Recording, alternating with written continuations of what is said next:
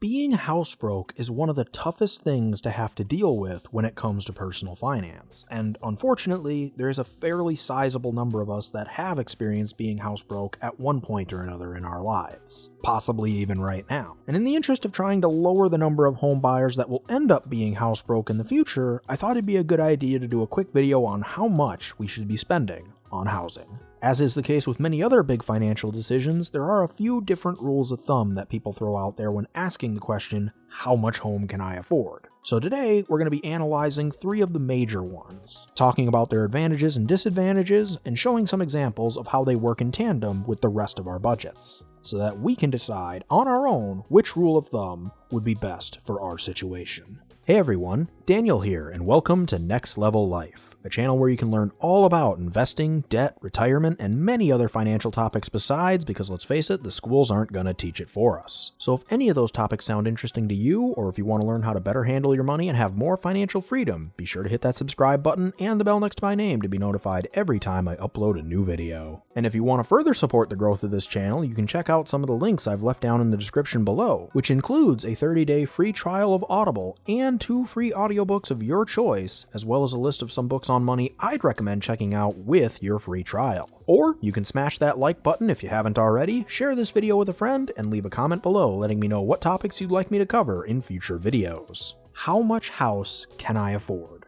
This is a question that many people ask every single day, and financial experts have come up with a few different rules of thumb to use when answering that question.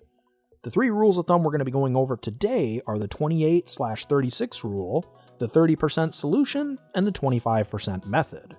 Let's take a look at these each individually. The first rule of thumb that people use to figure out how much house they can afford is the 28/36 rule. The 28/36 rule states that you should spend no more than 28% of your gross income on your mortgage payments. This includes principal on the mortgage, interest on the mortgage, insurance, property taxes, PMI if you have it, and HOA and other related housing fees and dues if you have them. The rule also states that no more than 36% of your gross income should be spent on those housing costs and all other debts.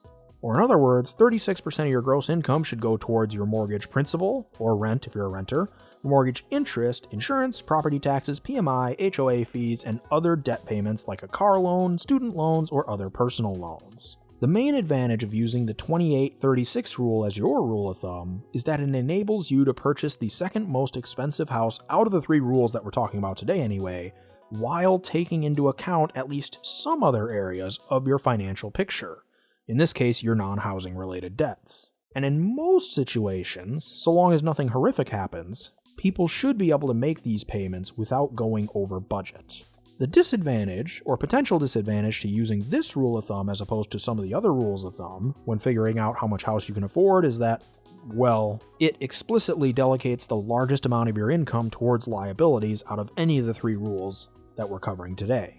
And in doing so, it automatically means that you don't have quite as much money left at the end of the month to put towards other goals, whether that's giving, paying off debts, investing for your future, or just saving for a vacation. Let's look at how this rule of thumb works. Say that John and Jane are looking to buy a new home. Together they earn $72,000 a year or $6,000 a month, roughly the average income in the US according to the most recent data from the Bureau of Labor Statistics as of this recording.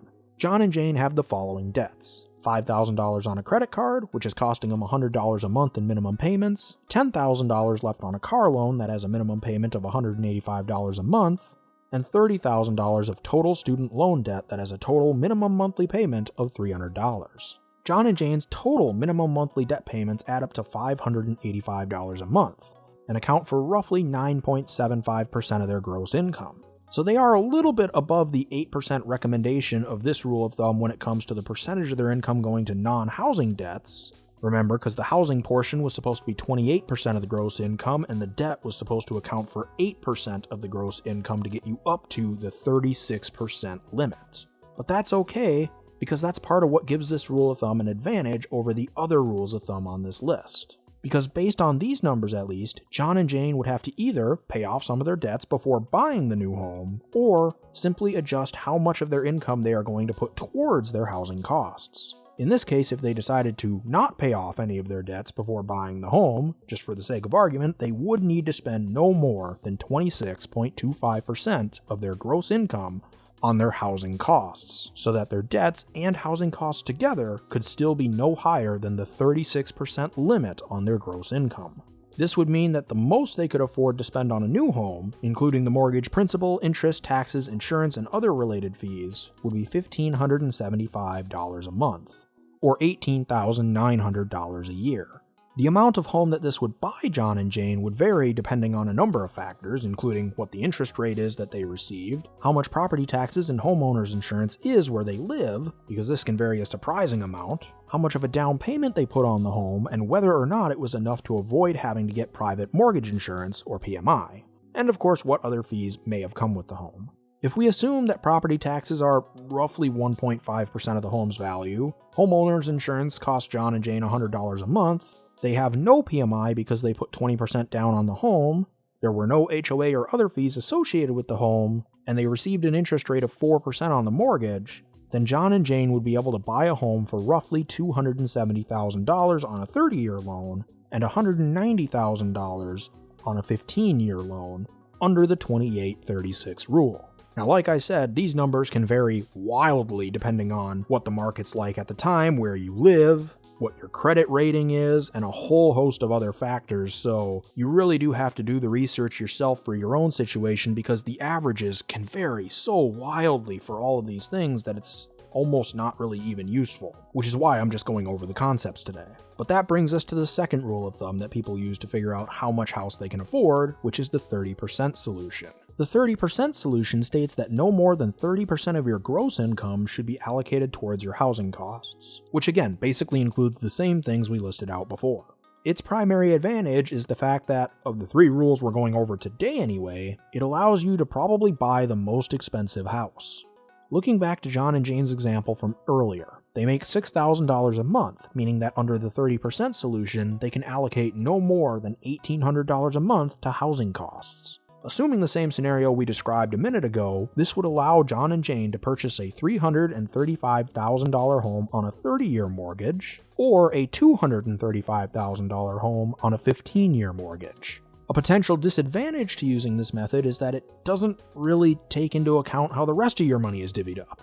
Or at least it isn't as explicit about it as the 28-36 rule was, because technically the 30% solution does advise that you have no more than 20% of your take-home pay going towards non-housing debts. But unlike the 28-36 rule, it doesn't have that second layer for you to adjust your housing costs if you're in a situation where you are up to your eyeballs in debt. As we just saw, using the 28-36 rule in a situation where your debts are higher than recommended, it would force you to adjust the percentage of your budget going towards housing down so that you could still fit under that 36% ceiling. The 30% solution has no such adjustments. If you followed it to a T, then you'd basically still be putting 30% of your gross income towards housing and then figuring out your debts another time, which could lead to some very tight budgets and a lot of people being house broke. So if you are up to your eyeballs in debt, it may not actually be the smartest move to put 30% of your gross income towards housing costs, at least if you can avoid it while getting yourself out of debt. The same goes for those who are looking to retire early, because while having a bought and paid for home is certainly very helpful when going into early retirement, believe me, putting 30% of your budget towards housing, unless you get a really good deal, will probably make it a bit tougher to achieve your goal of early retirement compared to a more conservative rule of thumb. Which leads us to the third most common rule, at least that I hear when it comes to deciding how much you can afford to pay for a home, and that is the 25% method. The 25% method is the one popularized by Dave Ramsey, and it states that you should allocate no more than 25% of your take-home pay towards your housing costs. Now note the difference here. The 28-36 rule and the 30% solution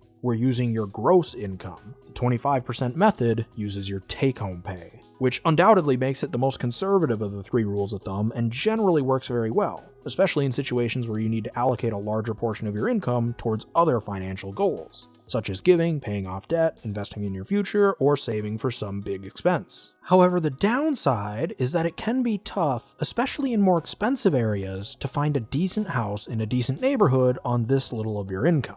Again, let's look back at John and Jane's situation. They make $72,000 a year, which after taxes would look suspiciously like $60,000. Following this rule of thumb, that would mean that they would need to allocate no more than $15,000 a year, or $1,250 a month, towards their housing costs. This would enable them to buy a $225,000 home on a 30-year loan and a $160,000 home on a 15-year loan. Again, that's certainly doable in many areas of the country, but it's less easy to find a nice place in a nice neighborhood in more expensive areas of the country for that amount. Unless, of course, you get creative. Because even in those cases, that doesn't mean that this rule of thumb, or either of the other ones for that matter, is impossible to follow. It just means that we have to look at some of the other options we have available to us. House hacking, or rent hacking, whichever is more applicable to your situation, are great things to look into in a situation like this. Say John and Jane are living in a higher cost of living area where the studio apartments in a decent and relatively safe neighborhood go for about $1,500 a month, and a 3-bedroom is in the neighborhood of $3,600 a month. John and Jane could take on that studio apartment and pay the $1,500 a month, plus any utilities and internet and other things that go into it, all on their own, or they could move in with a couple of other people that they trust and split the costs of that $3,600 a month 3-bedroom apartment, paying $1,200 each. Now, of course, we still would have to figure in utilities and stuff, but since they're splitting that as well, I presume, it would still be a little bit more manageable than it would be if they went in on their own.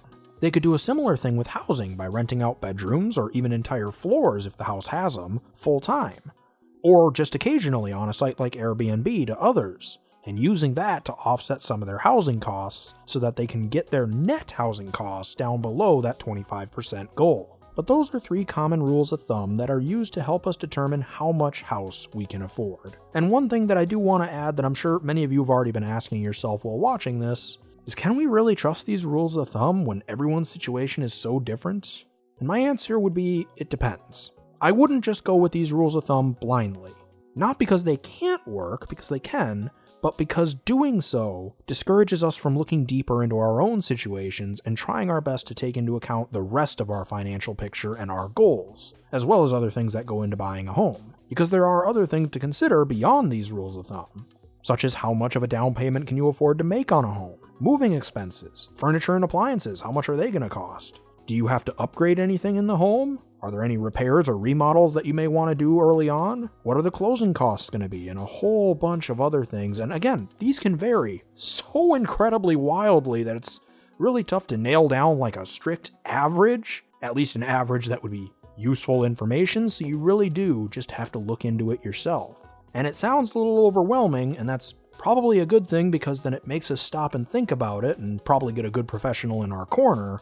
But the point is, we need to do our own research, especially with something as big as a house. Definitely, we can use the rules of thumb as a starting point, as a way to figure out what are some of the costs that go into housing and what are the ongoing ratios that we may want to consider. But we also have to do further research on our own because for many of us, a house is going to be one of, if not the biggest purchases we will ever make. So it definitely can't hurt to be a little extra thorough, to make sure we don't make any major mistakes. But that'll do it for me today. Once again, if you enjoyed this video, be sure to smash that like button if you haven't already, subscribe, and hit that bell next to my name so you'll be notified of all my future uploads. I generally upload every single Monday, and if you have a friend that would be interested in this kind of content, be sure to share it with them. Let's really get this information out there and start our own financial revolution.